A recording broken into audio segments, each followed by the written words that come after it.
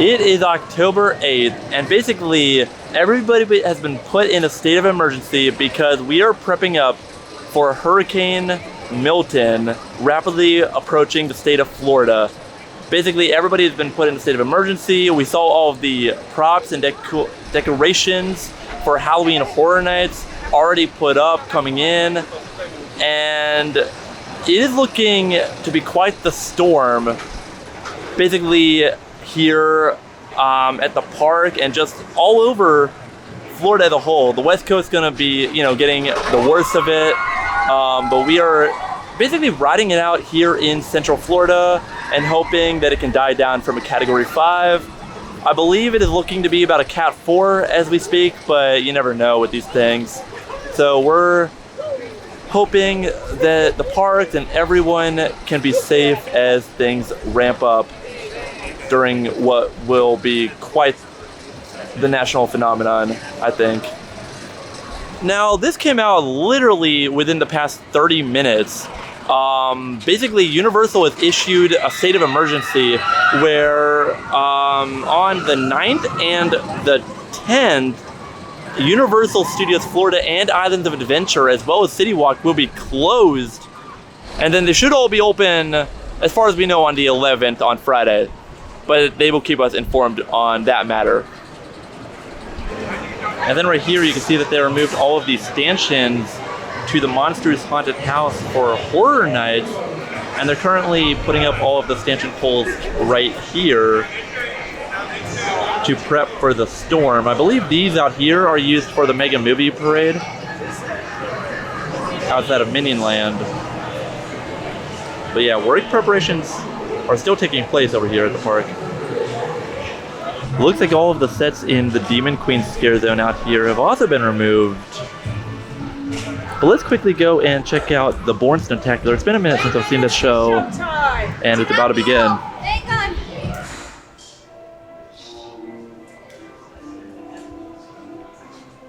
This is priced out. I kind of like it. Out here on the street, they do have a big wire to hold up this truss system with the lighting and speakers for Horror Nights. Out here in the Demon Queen Scare Zone. But just look, all the props and sets are put away.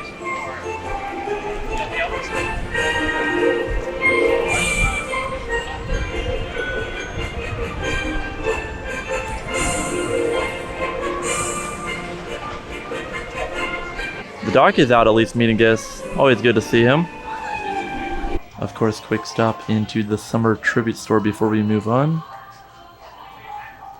To be honest, I kind of expected this to close in time for Horror Nights, but it's good to see that it, they kept it open a little bit longer.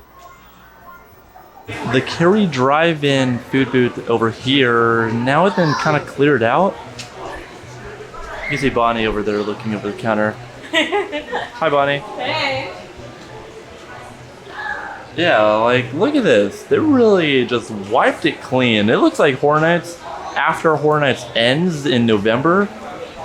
That's what this all looks like right now.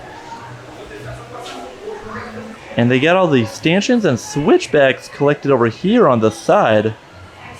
Now, a slight afternoon rain shower has passed, which is why the ground looks wet. Unrelated to the hurricane, just typical afternoon showers in Florida.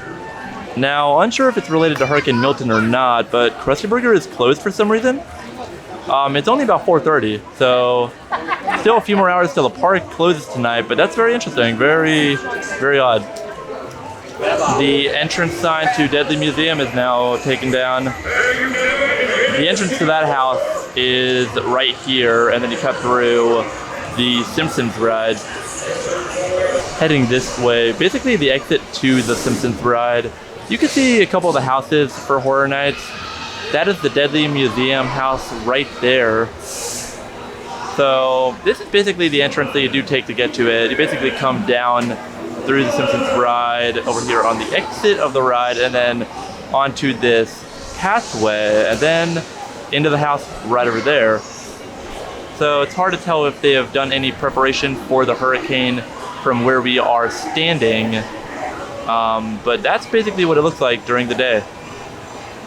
Out on the plaza, all the banners of the various characters are also put up.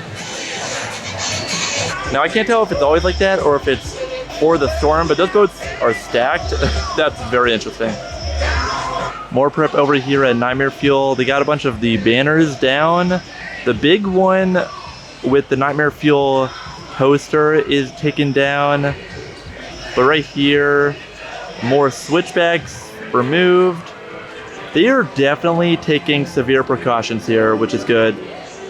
Wow, not even recognizable. This is where all the food booths are for Horror Nights. There should be one right there, another right there, and possibly maybe even a third one. But this is one of the main spots to get food during the event, and I mean, they've already cleared it out. Their way of protecting these speakers? Putting trash bags over them. Here in the Blumhouse scare them, they got all the trusses tied off, all the lighting rigs put up. Definitely preparing for the worst. Quick New York update. They took down the string lights that basically run from building to building out here. And then all of the props and sets from the scare zone also have been removed. Looking closely, this set has actually been saran wrapped to hold it down. We'll see if that actually stays, but you can see right there, here in the Torture Fair scare zone.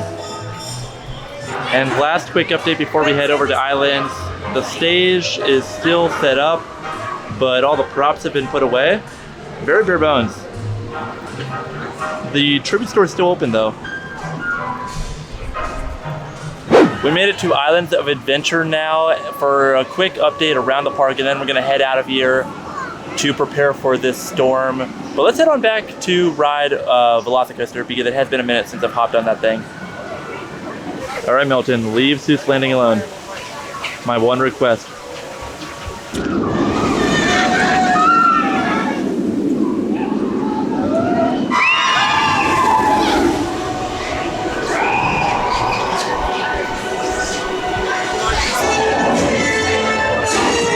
More heights.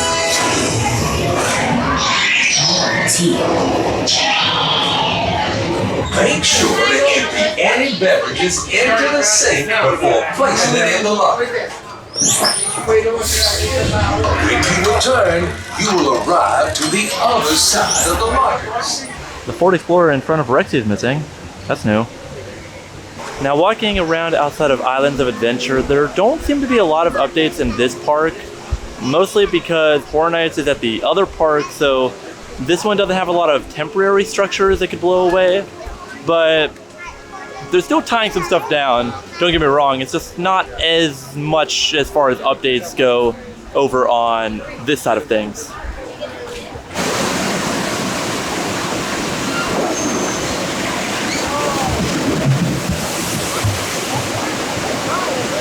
Now, if you remember from 2 years ago during Hurricane Ian, the entire tunnel underneath the bridge for the Incredible Hulk was flooded with water. Expect the same thing to happen here again. And then Hulk might get a delayed opening on Friday when the park's reopened, but there it goes. So expect the same thing to happen again here this time.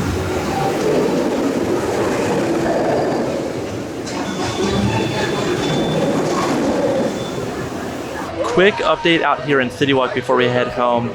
But the stage here right in the middle of the plaza has completely been removed, or like the top part has been like lowered, like that part right there. You still see the trusses basically up, but the main stage part, like the roof to it, has been lowered to basically not create an obstruction with the strong winds that we're about to get. And then over here, the car and all of the Halloween decor are missing.